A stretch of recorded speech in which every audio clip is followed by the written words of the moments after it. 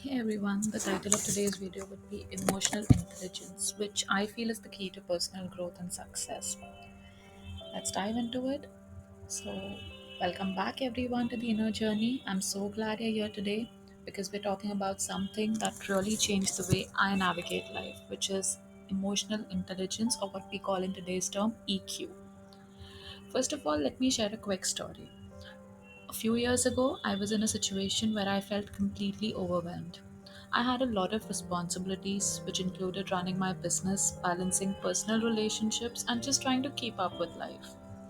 And one day, I found myself snapping at someone I care about over something really small. Later, I did feel guilty. We all do, right? And then I realized this wasn't the first time that I'm doing this. But I really wasn't aware why I was reacting in this way over smaller things. That's when, after talking to a friend and therapist, I understood it somewhere related to how I manage my emotions.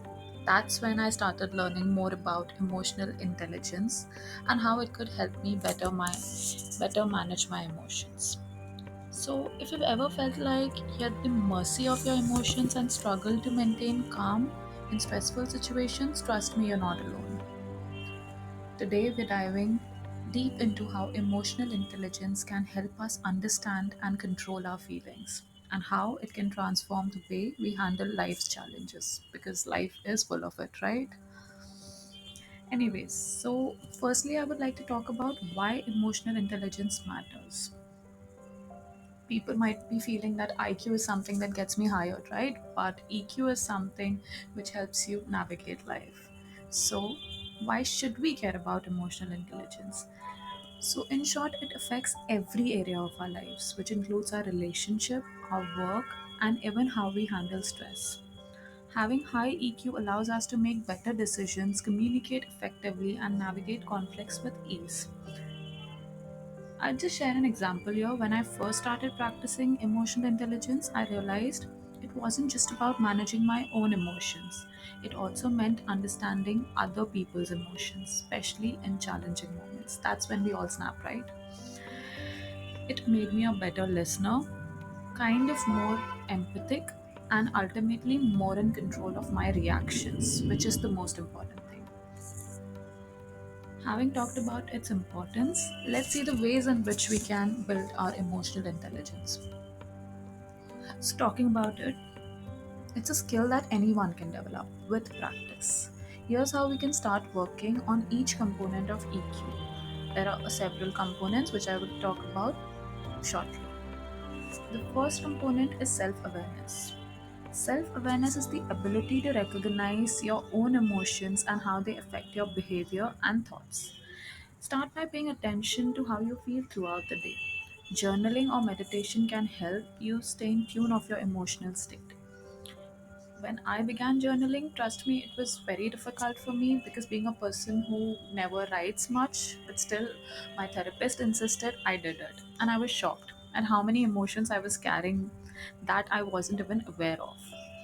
Taking time to reflect helped me understand my triggers, and from there, I could make conscious choices instead of reacting impulsively.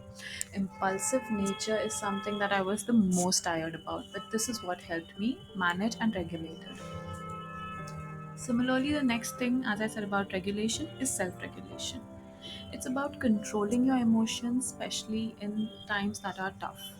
Instead of reacting impulsively, just pause and breathe. This gives you time to choose a more balanced response. For example, there was a time when I had a stressful meeting that left me feeling so frustrated I cannot say. Normally, I would have expressed the frustration right away. But that time, I took a few deep breaths, gave myself a moment to calm down, and approach the conversation with a clearer and more balanced mindset.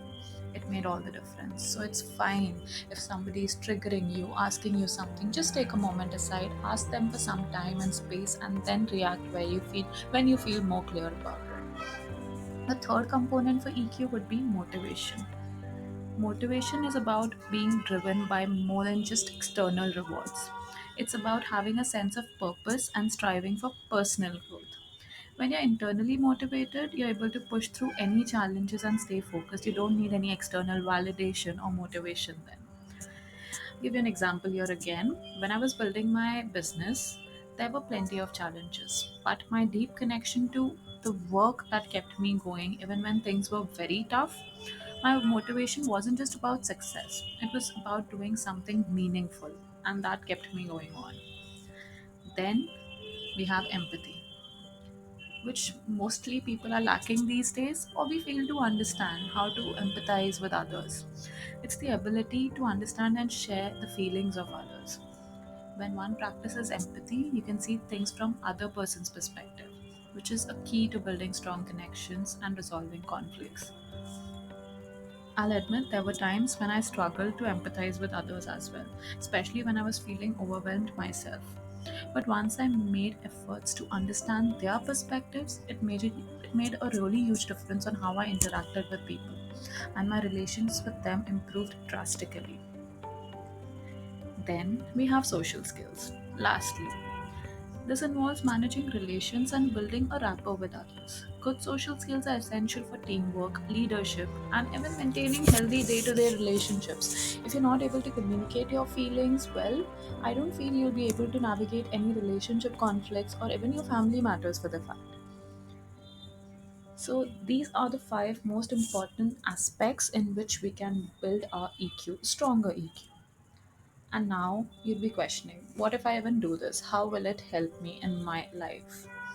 So let me tell you, with higher EQ, you become better at managing stress, and as mentioned, communicating with others, resolving conflicts. And trust me, you might not understand this right now, but we feel more confident in social situations as well, both personal and professional. I'll just tell you, developing emotional intelligence has helped me not only be more successful in my career, but also foster a deeper and more meaningful relationship with everybody around me. The more I've understood myself and others, the better I'm able to navigate the challenges with ease and confidence.